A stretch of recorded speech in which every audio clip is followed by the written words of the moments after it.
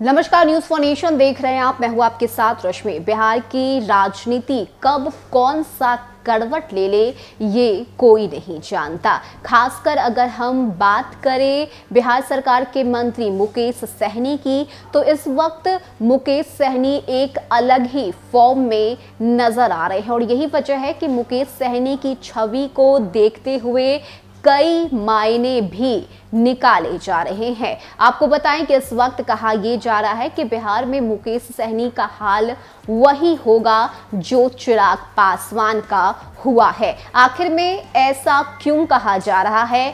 क्यों मुकेश सहनी की तुलना चिराग पासवान से की जा रही है? इसकी पूरी इनसाइड स्टोरी आपको बताते हैं। बता दें कि यूपी विधानसभा चुनाव 2022 की पृष्ठभूमि में बिहार में राजनीतिक उठापटक जारी है। राजनीति के जानकारों को यह आशंका है कि वीआईपी सुप्रीमो मुकेश सहनी की कहानी भी लोजपा के चिराग पासवान जैसी होती जा रही है। वीआईपी के अंदर से विरोध के सुर बुलंद होने के बाद इस आशंका को और बल मिला है। दरअसल बिहार में कभी लोकसभा की अपनी एक सीट तक नहीं बचा पाने वाले लोजपा के संस्थापक रामविलास पासवान जब एनडीए के साथ आए तो पार्टी के 6 सांसद बने। उनके इस निर्णय में पुत्र चिराग पासवान की बड़ी भूमिका थी। उनके निधन के बाद चिराग का मुख्यमंत्री नीतीश कुमार से संबंध खराब होने लगा। बिहार विधानसभा में एनडीए से अलग होकर लोजपा ने चुनाव लड़ने से नीतीश से संबंध पूरी तरह से टूट गए।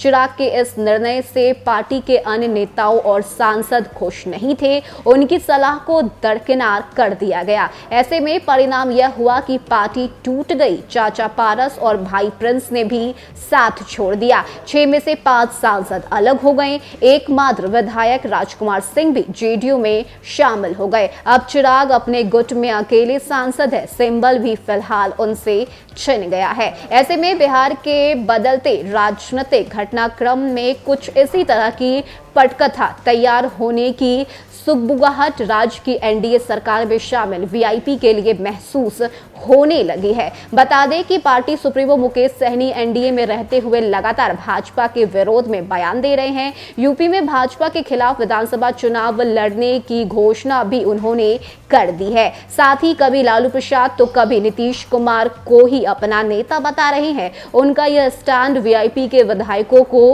रास नहीं आ रहा। यह इसलिए भी कि वीआईपी के वर्तमान तीनों विधायकों की पृष्ठभूमि भाजपाई रही है।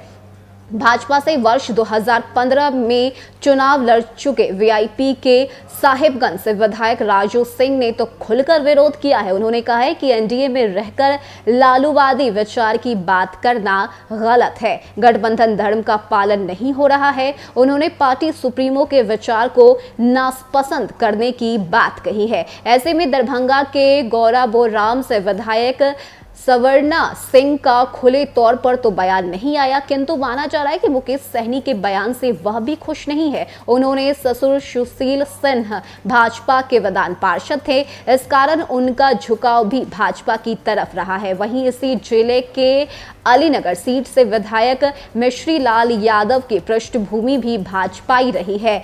स्वर्णा और मिश्री लाल को पार्टी का टिकट भी इसी कारण से मिला था। बुचहा से चुने गए एक अन्य विधायक मुसाफिर पासवान का निधन हो गया है। ऐसी स्थिति में मुकेश सहनी का भाजपा के विरोध में लगातार बयान देना उनके लिए कहीं संकट ना पैदा कर दे। उनके स्वजातीय और मुजफ्फरपुर सांसद अजय निषाद उन पर लगातार निशाना साध रहे हैं। वे कह रहे हैं कि मुकेश सहनी को अधिक अहमियत देने की जरूरत नहीं है।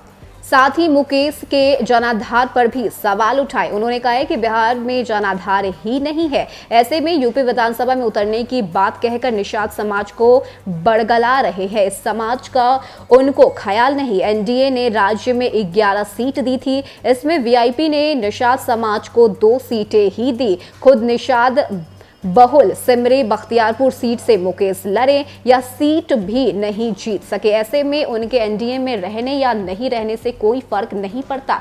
दरअसल यह लड़ाई बुचहा की खाली हुई सीट को लेकर है। भाजपा के जिला स्तर के नेता वीआईपी की जगह अपने लिए यह सीट मांग रहे हैं। सांसद अजय निषाद इस मांग का समर्थन भी कर रहे हैं। वे भाजपा पिछड़ा मोर्चा के राष्ट्रीय उपाध्यक्ष भी बने हैं। ऐसे में भाजपा के खिलाफ लगातार बयान दे रहे मुकेश सहनी के लिए आगे का रास्ता मुश्किल भरा हो सकता है और उनका हाल भी बिहार में वही होगा जो चिराग पासवान को हो रहा है, ऐसा राजनीतिक विशेषज्ञ का मानना है। न्यूज़ फॉर नेशन की रिपोर्ट।